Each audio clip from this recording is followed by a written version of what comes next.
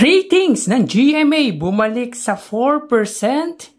Yan ang pag-uusapan natin ngayong araw po ng Miyerkules, November 20. Pero bago yan mga kaparokya, yumiling ako na pakisubscribe ang aking YouTube channel.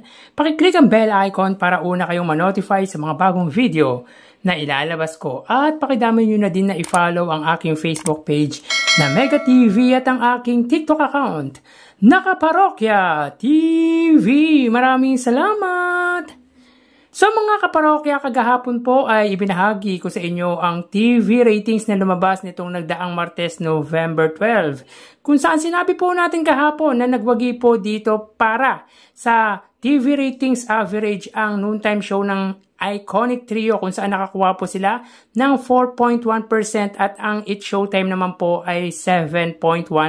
Bagamat mataas po sa numbers or sa numero, ang It's Showtime ay para po sa akin ay hindi po nangangahulugan na nagwagi na po ito sapagkat hindi po nila na-meet ang kanilang TV ratings average na 8.4% at na-meet naman po ng Itbulaga ang 4% TV ratings average nila. So, kung titignan naman po natin, ang kanilang pagitan mga kaparokya ay 3%. So, again mga kaparokya, dito makikita po natin ang GMA ay may 5.3% at ang TV5 ay may 3.8%.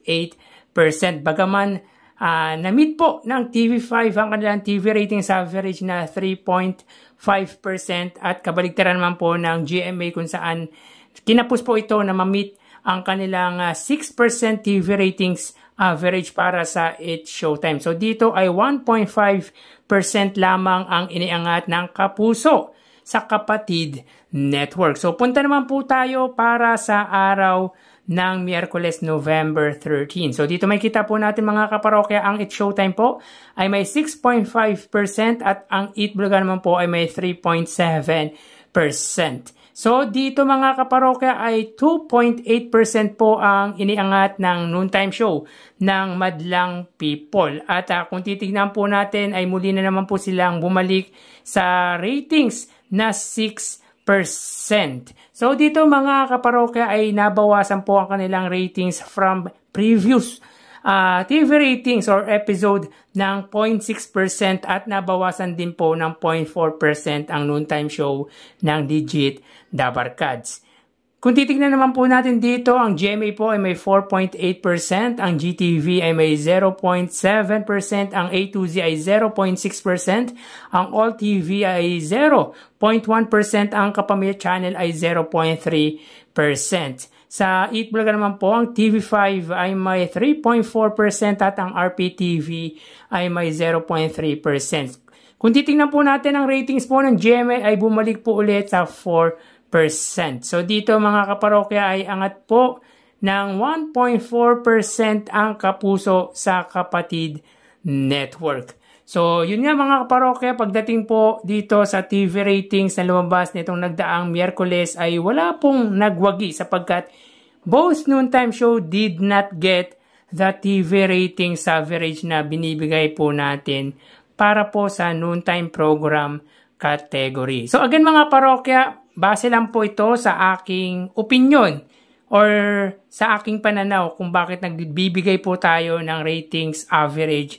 Sapagkat nakikita po natin na malaki po ang bentahe talaga ng Madlang People noontime show sa katapat na noontime show ng Iconic Trio. At ilan lang po dyan mga kaparokya ang dami ng free to air TV station. Ang It's Showtime po ay may 5 TV stations. Laban naman po sa 2 TV stations ng Itbulaga. And of course, hindi po natin pwedeng baliwalain ang lawak ng nasasagap ng GMA unlike po sa TV5 ng mga kapatid.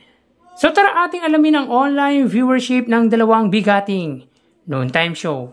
Para sa Itbulaga under TVJ Facebook page na may 2.7 million followers at sa It's Showtime naman po na may 18 million followers. So as of 1:40 PM ang It's Showtime po ay may kasalukuyang segment na Kalokalike. Samantalang ang Itbulaga naman po sila po ay may kasalukuyang segment na Gimme 5. So dito may kita po natin mga kaparokya, ang It's Showtime po ay may 7,300 viewers at ang Itbulaga po ay hindi pa po nagpa-pop up. So wait lang po tayo ng onting sandali mga kaparokya. Para sa Itbulaga sila po ay may 5,000 viewers. So again, as of 1:41 PM ang It's Showtime po ay may 7,200 viewers. At ang Itbulaga naman po ay may 5,000 live viewers. So, mapunta naman po tayo sa TV Network YouTube channel ng dalawang noontime show. Para po sa It's Showtime, under po yan sa GMA Network YouTube channel na may 37 million subscribers. At sa Itbulaga naman po under TV5 Philippines na may kasalukuyang subscribers na 2.11 million. So, as of 1:42 PM, ang It's Showtime po, sila po ay may kasalukuyang live viewers na 19,000 viewers. Ang Itbulaga naman po under TV5, sila po ay may 35,000 live viewers. So, again mga kaparokya, as of 1:42 PM, ang It's Showtime under GMA Network, sila po ay may 19,000 viewers. At ang Itbulaga naman po under TV5 Philippines, sila po ay may 35,000 viewers. Mapunta naman po tayo mga kaparokya sa main YouTube channel ng dalawang noontime show. Para po sa It's Showtime under ABS-CBN It's Showtime na may 2.44 million subscribers. At sa Itbulaga naman po under Itbulaga TVJ YouTube channel na may 1.16 million subscribers. So, as of 1:43 PM ang It's Showtime, sila po ay may 84,000 live viewers. Ang Itbulaga naman po, sila po ay may 88,000 live viewers. So, again mga kaparokya, as of 1:43 PM, ang It's Showtime, sila po ay may 85,000 viewers. At ang Itbulaga naman po, sila ay may 88,000 live viewers. So, bali, ang total na nakuha po ng dalawang noontime show ay mga kaparokya, bago natin ibigay ang total live viewers ng dalawang noontime show ay humiling ako na pakisubscribe ang aking YouTube channel. Pakiclick ang bell icon para una kayong manotify sa mga bagong video na ilalabas ko. At pakidamay nyo na din na i-follow ang aking Facebook page na Mega TV at ang aking TikTok account na Kaparokya TV. Maraming salamat! So, bali, ang segment po ng It's Showtime ay Kaloka Like at ang Itbulaga naman po ay Gimme 5. So, bali, ang total na nakuha ng It's Showtime ay 101 or 111,000 viewers. 7,000 sa Facebook Live, 19,000 sa TV Network YouTube channel at 85,000 naman po sa main YouTube channel. Ang Itbulaga naman po ay nakakuha ng total na 128,000 live viewers.